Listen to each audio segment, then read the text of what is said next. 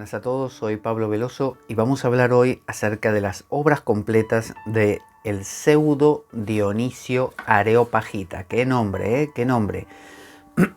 Usted dirá, ¿por qué pseudo? ¿Por qué pseudo? Bueno, este hombre es el caballo de Troya del cristianismo.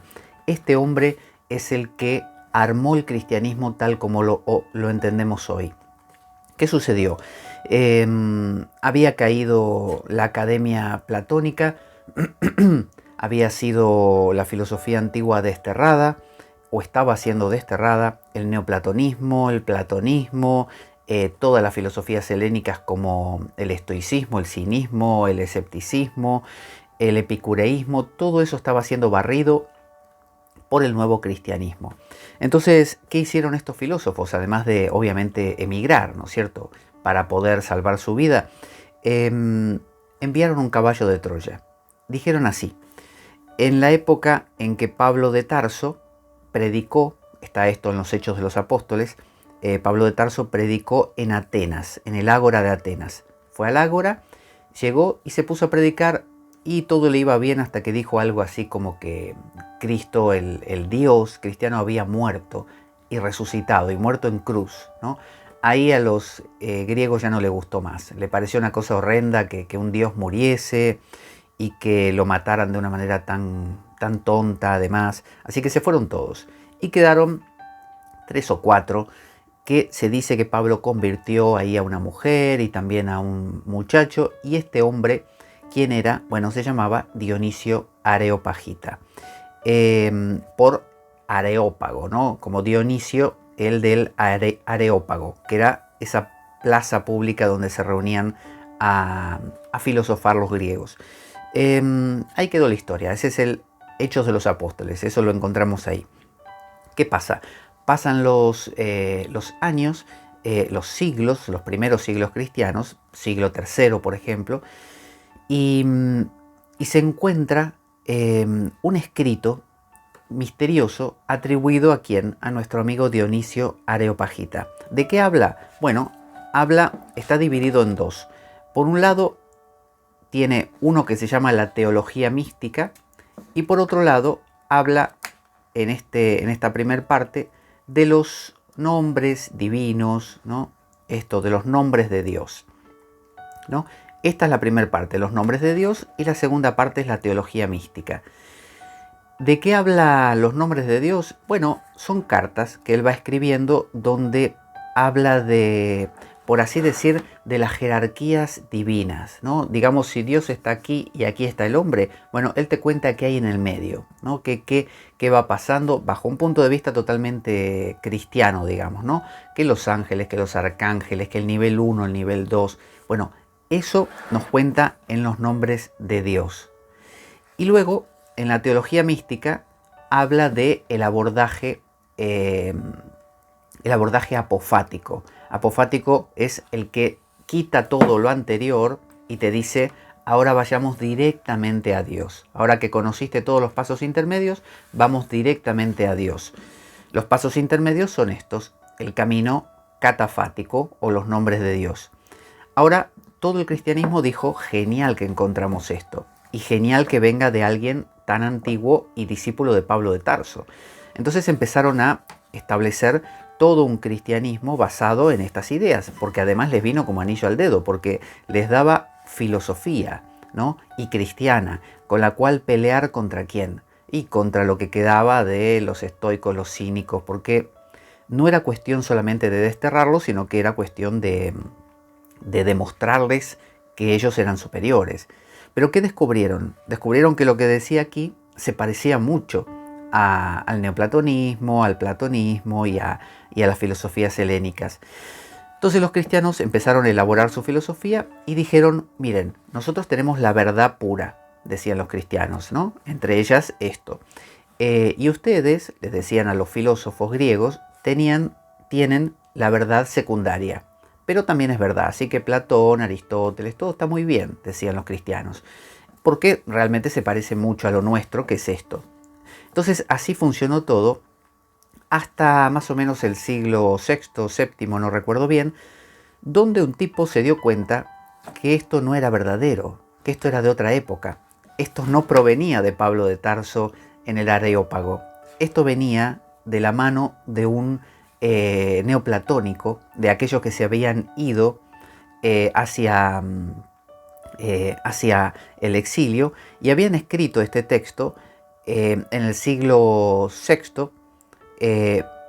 Había escrito él este texto, no recuerdo bien cuándo, y lo había sembrado. Es como si a mí me echan de aquí y lo que hago es dejar un escrito firmado por alguien que sea respetado en este lugar, y me voy, pero en realidad dejo mis ideas.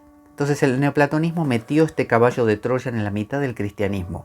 Les hizo creer que esto provenía de este personaje antiguo, y todo el cristianismo se creó basándose en el neoplatonismo, porque este método de enumerar lo que hay entre lo más alto y nosotros, eso es neoplatónico, porque la idea es que si nombras todo, luego podés darte cuenta cuál es el camino, digamos, de regreso, porque es como que armás una escalera y vas directamente a lo más alto, a la teología mística, como hacía el neoplatonismo, por ejemplo, de Plotino, ¿no es cierto? Entonces, eso es lo que hizo este hombre, que nunca sabremos quién es. Cuando los cristianos se dieron cuenta de esto, que fue en el siglo VI, ahí sí, más o menos, Lorenzo Valla fue el que se dio cuenta, un italiano, dijo: esto no es de esa época, esto es mucho más moderno. Por lo tanto, quizá me equivoque un poco en las fechas, pero bueno, la idea es esa.